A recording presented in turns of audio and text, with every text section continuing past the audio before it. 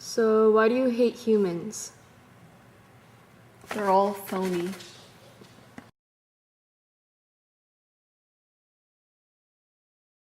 So tell us about the fighting. Was there a specific incident that happened to you? The fighting was confusing and frightening, not in a way I could entangle. I was safe in my tree, and the men who fought were nothing to me, except of course that they talked in something akin to my language, which meant that we were incredibly related. I was sickened, if only at the waste of it. All they killed, cows, horses, men, they left to rot or burn. The fighting went on all that summer and began again, again, and the next. Sometimes when a meat hall burned, the survivors would go to another meat hall, and stretching out their hands would crawl unarmed up the strangers' hills and would beg to be taken in. They would give the strangers whatever weapons or pigs or cattle they'd save from destruction, and the strangers would give them an outbuilding, the worst of their food, and straw.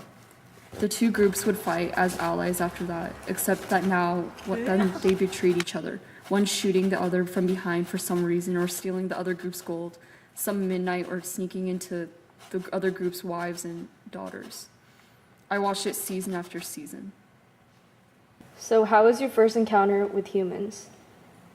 It was the first night I went out of my cave. That bull rammed me when I was stuck in a tree. That night, for the first time, I saw men. I found I understood them. It was my own language, but spoken in a strange way, as if the sounds were made by brittle sticks, dried spindles, flaking bits of shale.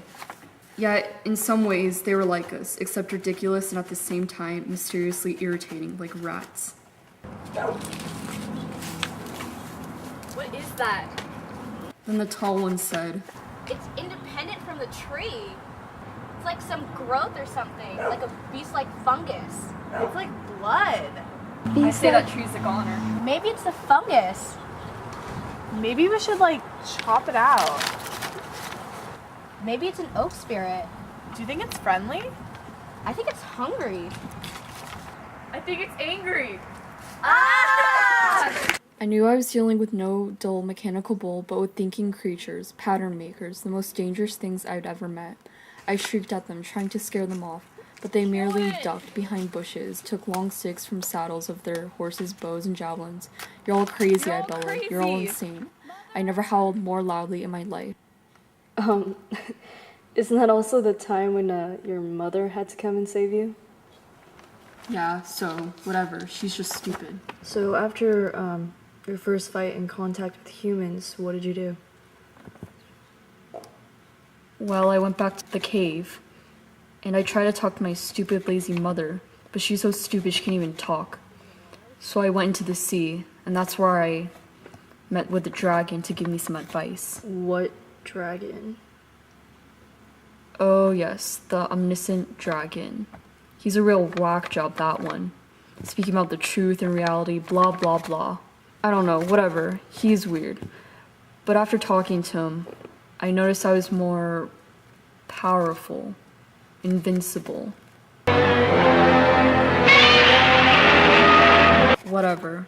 You're probably better off asking him about all this truth and reality stuff. So, Dragon, can you give us some insight, maybe some advice that you told Grendel?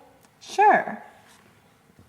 It's damned hard to understand confining yourself to concepts familiar to a creature of the Dark Ages. Not that one age is darker than another, technical jargon from another dark age. The essence of life is to be found in the frustrations of established order. The universe refuses the deadened influence of complete conformity, and yet it is refusal. It passes towards novels, order as a primary requisite for important experience. We have to explain the aim at forms of order, and the aim at novelty of order, and the measure of success and the measure of failure. Apart from some understanding, however, dim-witted of these characteristics of historic order. So could you, what does that mean exactly? Tell us about Hrothgar. He's this all-powerful douchebag who is seeming to be all just and everything, but I know better. The Shaper. The Shaper? Yeah. Some singing, talking guy or whatever sings about how great Hrothgar is and how I... So are you upset about this curse?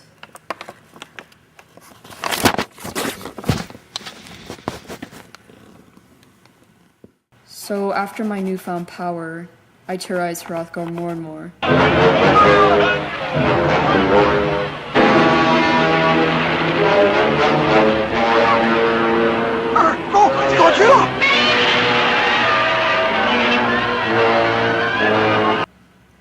He was so annoyed.